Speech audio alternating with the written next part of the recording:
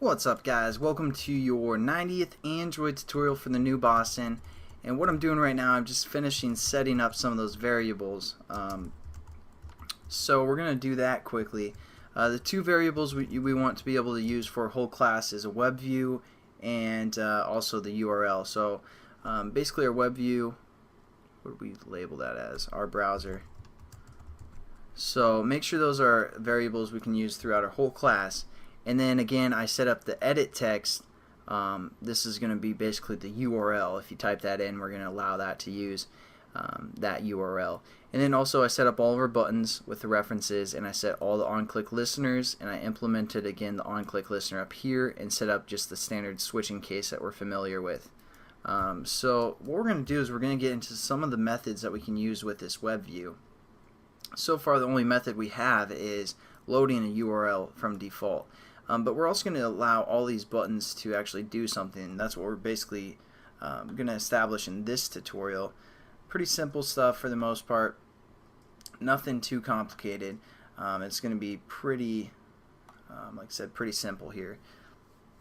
So let's get into it. We're going to just kind of do some of the methods with this Go button. So basically the first thing that we're going to do is we have our edit text, right? So they can type in a URL, and then once we hit the Go button, it's just going to create basically just the website we want within our web view. So first thing we're going to do is we're going to use our edit text, which we called URL, at least I called URL. We're going to set this equal to our URL dot, or actually let's start a new string. We're going to say string, and we're going to say the website, something like that. This is going to be equal to our URL, which is our edit text. We're going to say again get text, and then we're going to say toString. So that's kind of a review, but basically we're creating a string that's going to be whatever is in our edit text. Then we're going to say basically again our web view, so we're going to say our brow, which is our web view, and we're going to say dot load URL, and then we're just going to load that string that we set up, so the website. So far nothing new for the most part, but now we're just allowing people to type in their own basically web URL that they want to go to, and then we're gonna go to that URL. So nothing new there, nothing complicated. Basically once we use our browser or web view a few times, we store some of that data. So we can use a back button to go to the previous website, a forward button to go to the next website. And what we can use is a method called, we're going to use this on our web view. So we're going to say our brow, and then we can say like for example, since this is the back button, we can say go back. Pretty simple method, pretty easy to remember because we want to go back.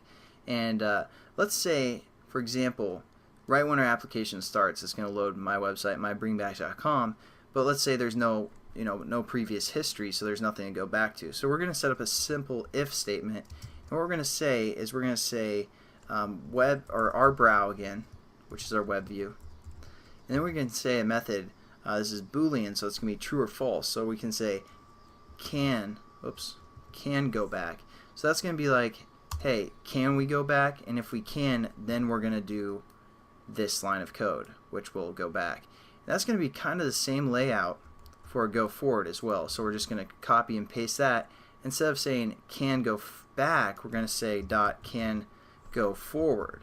So again, that's Boolean, checking if it's true or false. And if it's true, we're going to make it our web view go forward. And can you guess the method? It's called go forward. Pretty simple again. But again, these are just some of the methods that we can use for web view. Now the refresh, we're going to again say something like our brow, again referring to our web view, and we're just going to simply just go dot reload. So it's not actually refresh, but it's reload. Still pretty easy method to remember, and that's just going to reload the website. And then for example, if we want to clear history, so we go through 10 websites and we want to clear the history, so our go back button won't work anymore. To do that, we're going to say our brow and then dot clear history. So that one's pretty easy as well. And those are the simple methods that I want to teach you guys in this lesson. We can run it or save it. Let's see, I'm getting an error. Just got to finish off that statement there. And we can run this and it'll work. But I want to show you one of the problems that we're going to solve in the next tutorial. Alright, so we're going to go down to our simple browser application, and it's going to load up again my bring back. And the only thing, well, this isn't the problem that we're going to solve, but for example, if you just did www dot, it's not going to work. You have to do the http //www dot the New Boston or something like that .com, and then we just hit our go button and it's going to load up that website, as you can see here. And so that's pretty neat. And then if we hit the go back button, it's going to go back to my bring back, go forward, go back, and then clear history. Then we try and go forward again. It's not going to allow us because it cleared all the history. Now here's the problem that we're going to solve in the next tutorial. Let's say I want to click on one of the links, like blog from my website. It opens up a new intent, and it uses the browser intent that's built in with Android. So we want to get rid of that for the most part. I mean, we don't necessarily want to, but we're going to, because we want to have our browser kind of do everything. So it reloads in this web view. So I'll catch you guys in that tutorial, and have a good one.